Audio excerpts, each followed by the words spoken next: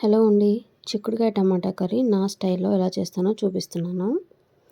అందుకోసం ముందుగా స్టవ్ వెలిగించుకొని దానిపైన ఒక ప్యాన్ పెట్టుకొని కొంచెం ఆయిల్ వేసుకొని అది బాగా కాగిన తర్వాత జీలకర్ర, ఆవాలు, కట్ చేసుకున్న పచ్చిమిర్చి, ఉల్లిపాయలు అలాగే కొంచెం కరివేపాకు వేసుకొని బాగా వేయించుకోవాలి. ఇప్పుడు అందులోనే కొంచెం అల్లం వెల్లుల్లి పేస్ట్, పసుపు యాడ్ చేసుకొని బాగా కలుపుకున్న తర్వాత ఇక్కడ నేను చిక్కుడుకాయలు ఆల్రెడీ వాష్ చేసి పెట్టుకున్నాను. అవి యాడ్ చేసుకుంటున్నాను. చాలామంది ఉడకబెట్టి వేసుకుంటారు. నేను అలా కాకుండా ఇలా పచ్చివే యాడ్ చేసుకుంటాను. ఇలా చిక్కుడుకాయలు యాడ్ చేసుకున్న తర్వాత కొంచెం సేపు మూత పెట్టి మగ్గించుకోవాలి.